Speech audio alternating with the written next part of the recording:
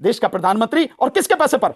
भारत के tax payer के पैसे पर देश को बदनाम कर रहा, जो कहता है अब की बार ट्रंप सरकार, और उसे बुला के यहां रेड कारपेट बना, और उस सब के बावजूद भी वो हार गया। सो एक बार नहीं है, एक जगह नहीं है, ऐसी कितनी ही जगह है जहां देश के प्रधानमंत्री ने देश का अपमान किया। राहुल गांधी ने कोई अपमान नहीं किया देश का। देश की सच्चाई सच छुपने नहीं देंगे। संविधान से अगर चल रहा होता तो मिशन सेव कॉन्स्टिट्यूशन की क्या जरूरत थी?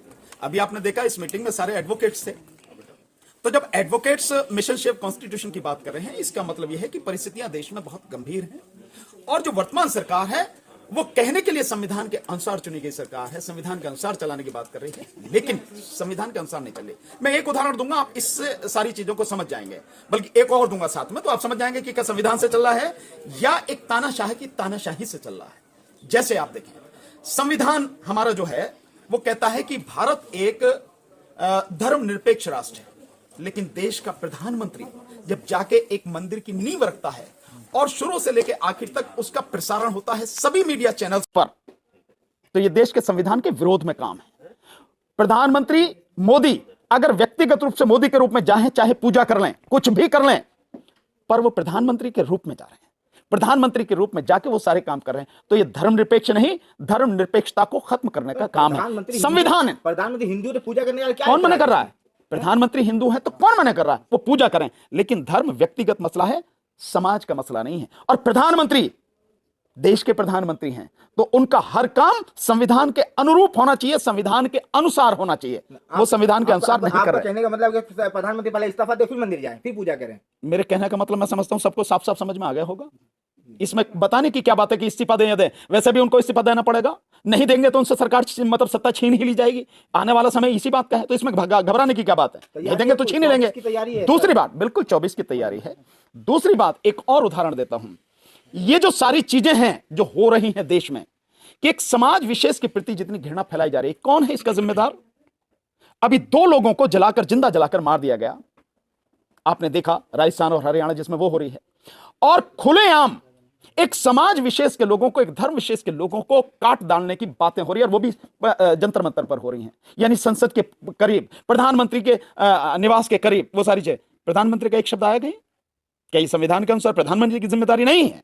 इसके अलावा जो संसद में सारी चीजें हैं, सवाल पूछे जा रहे हैं, प्रधानमंत्री की जिम्मेदारी नहीं है कि उन सवालों के जवाब दे? दिया प्रधानमंत्री ने?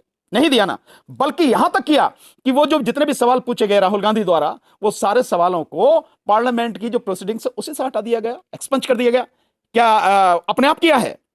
जो लोकसभा के अध्यक्ष हैं उन्होंने अपने आप किया है। किसके इशारे पर होता है हर कोई जानता है, किसके इशारे पर सारी चीजें हो रही हर कोई समझता है।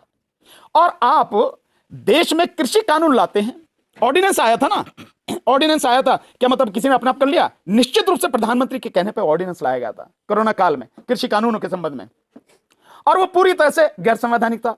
केंद्र को अधिकारी नहीं है, जो विषय थे वो विषय उसके राज्य के थे। संविधान का अनुच्छेद 246 इसी बात के लिए है, सारी चीजें सबको सामने। तो क्या संविधान के अनुसार चल रहा? नहीं चल रहा। तो एक नहीं, ये सारी चीजें। ऐसे लोगों को सरकार में बैठे लोग संरक्षण दे रहे हैं, लेकिन ऐसे लोगों पर शिकंजा कौन कसेगा? जनता। विपक्ष भी अपनी भूमिका नहीं निभा रही है। कोई बात नहीं, देश की जनता निश्चित रूप से विपक्ष का काम करेगी। निश्चित रूप से 2024 में देश की जनता इस बात को देख रही है, और 2024 में देश की जनता ही इसका निर्णय करेगी। विपक्ष की भूमिका वही निभाई।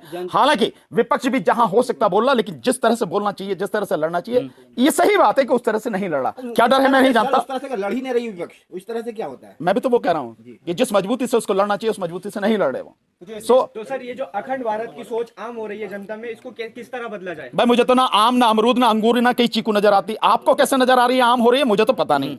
रही जिस मीडिया के माध्यम से वो प्रचार किया जा रहा है, तो वो तो भांड मीडिया है, गुलाम और गोदी मीडिया है। वो तो एक पार्टी और एक व्यक्ति विशेष के तलवे चाटता है। उसका तो काम ही यह है, वो प्रवक्ता के रूप में काम करता है। इसको फैलाने की कोशिश कर रही है। अखंड भारत की जो बात कर रहे हैं, किसी के बाप में दम है जो अखंड भारत बना लेगा? पाकिस्तान को जोड़ लोगे, अफगानिस्तान को जोड़ लोगे, आप इसको बांग्लादेश को जोड़ लोगे। अबे जो जमीन चाइना के कब्जे में है, जो पाकिस्तान के कब्जे में, पहले उसे तो छुड़ा लो, फिर अखंड भारत की बात करना। चुनाव तो जीत सकते हैं इन बातों से, ईवीएम से, इन बातों से नहीं। ये गलत बात है। ईवीएम से चुनाव जीतते हैं, इन बातों से आप चुनाव जीतने की बात कर रहे हो। काउंसलर का भी चुनाव नहीं जीत सकती बीजेपी। ये सिर्फ ईवीएम से ही सारा मसला जो है ये सरकार बनी हुई ईवीएम से है। ईवीएम बिल्कुल जनता लड़ेगी तो हटेगी जनता, और जनता धीरे धीरे तैयार हो रही है। सुप्रीम कोर्ट में यार एक एक आदमी सवाल पूछो, सारे बोलोगे तो किसका समझूंगा हम। ईवीएम के खिलाफ आप कह रहे हैं सुप्रीम कोर्ट में, यस जाएंगे, सही समय पर जाएंगे। उसके लिए पहले पब्लिक को तैयार कर रहे हैं। और जैसा हमने बताया कि राष्ट्रीय स्तर पर बहुजन समाज का एक वकीलों का पूरा एक संगठन हम तैयार कर रहे हैं। ऐसा नहीं हम सो गए, हम लगातार ईवीएम के खिलाफ काम कर रहे हैं, ईवीएम के खिलाफ लड़ रहे हैं। एक साल रह गया, आप बोल रहे ईवीएम की तैयारी कर रहे हैं जाने के कोर्ट में। जरा सी देर में बदल जाता है, जब इतिहास बदलता है, बनता है, वो ऐसे भी बन जाता है, एक झटके में सारी चीजें हो जाती हैं। तो ये कहने की जरूरत नहीं है कि एक साल रह गई है। कोर्ट में सुनवाई में कितनी देर लगे, रिट फाइल करो, कल सुनवाई हो जाए। और अगर जज वाकई में ऐसे हों जो चीजों को समझे कि संविधान को किस तरह से खत्म किया जा रहा है और ईवीएम से किस तरह से देश के संविधान को, लोकतंत्र को खतरा है, जरा सी देर का काम है। ये कोई बड़ी बात नहीं है जिसकी आप बात कर रहे हो। सो कभी भी कुछ भी हो सकता है, लेकिन मेरा मानना यह है कि उससे पहले जनता को खड़ा करने की जरूरत है, लीगल फ्रेटर्निटी जो है उसको खड़ा करने की जरूरत है, तब ये सारी चीजें। नेशनल मीडिया ये कह रहा है कि मोदी जी ने देश का बाहर जाके देश का सम्मान बढ़ाया और राहुल गांधी जी बाहर जाके देश का अपमान कर रहे हैं। किस मीडिया की बात करो आप, नेशनल करो, मैं तो करो भांड मीडिया है, वो दलाल मीडिया है, गुलाम है। फिर मैंने सब कहा ना कि एक पार्टी और एक व्यक्ति विशेष के तलवे चाटता लेट के, बिल्कुल वो उसका काम क्या है, उसका काम ही यह है देश का अपमान सबसे पहले सबसे ज्यादा अगर इस दुनिया में किया है किसी ने तो वो है देश के प्रधानमंत्री नरेंद्र मोदी, जो बाहर जाके ढोल पीट पीट के खूब शोर मचा के कहते थे कि 70 साल में कुछ नहीं आया। अब ये तो घर की बात है, तो घर में ही करता ना, बाहर जाने की क्या जरूरत है, बाहर कहने की क्या जरूरत है। 70 साल और क्या, और 70 साल में कुछ नहीं होता, बेच क्या रहा तू? प्रधानमंत्री से पूछो ना बेच क्या रहा है अगर 70 साल में कुछ नहीं हुआ तो। जो लिस्ट बना रखी है 196 पेज की 2 वॉल्यूम में जो बना रखी है कि रेलवे इतने में बेचेंगे, कि जो रोड है वो इतने में बेचेंगे, कि आपके जो बीएसएनएल इतने में बेचेंगे, कि आपका जो पेट्रोलियम है उसको इतने में बेचेंगे, कोयला को इतने में काहे में बेच रहा? 70 साल में कुछ भी नहीं हुआ। तो ये जो सारी चीजें हैं, देश का अपमान सबसे ज्यादा प्रधानमंत्री मोदी ने किया। और इससे भी कहीं ज्यादा है, देश की किसी भी देश की जो विदेश नीति होती है, उस नीति को, भारत की जो नीति थी उस नीति को अपमानित करते हुए, धता बताते हुए तब सबसे ज्यादा अपमान किया जब कहा अब की बात ट्रंप सरकार, ये प्रधानमंत्री मोदी ने किया। अबे वो अमेरिका का अपना मसला है, वो जैसे भी लड़े जैसे भी करें, कोई हारे कोई जीते, हम उनके हारने जीतने से हमें क्या है। जो सरकार बनेगी उसके साथ में हमारे देश के संबंध कैसे रहे, ये हमारी प्रायोरिटी है, होती है। लेकिन देश का प्रधानमंत्री और किसके पैसे पर, भारत के टैक्स पेयर के पैसे पर देश को बदनाम कर रहा, जो कहता है अब की बात ट्रंप सरकार, और उसे बुला के यहां रेड कारपेट बना और उस सब के बावजूद भी वो हार गया। सो एक बार नहीं है, एक जगह नहीं है, ऐसी कितनी ही जगह हैं जहां देश के प्रधानमंत्री ने देश का अपमान किया। राहुल गांधी ने कोई अपमान नहीं किया देश का। राहुल गांधी ने जो सवाल पूछे गए या जिस विषय पर उन्हें लेक्चर देने की बात थी, उस विषय के संदर्भ में देश की जो स्थिति है, वर्तमान स्थिति, उसको यथास्थिति को सामने रखा और कुछ नहीं। इसके अलावा इसको कोई अपमान कहता है तो उनकी मानसिकता वाकई में कुंठित है, और वो देश की भावना से ये यूं कहो कि विपक्ष में है और राहुल गांधी को माइलेज ना मिल जाए, वो आगे ना बढ़ जाए, जैसा अब धीरे धीरे होने लगा है। जो छवि बनाई थी बीजेपी ने, वो छवि टूट चुकी है। अब एक अलग स्थिति है, उस सब की वजह से ये सारी विपक्ष है ही कहां, उनको तो खुद ईडी और सीबीआई का यार मैं खड़ा हूं ना सामने, मेरे से तगड़ा विपक्ष है क्या?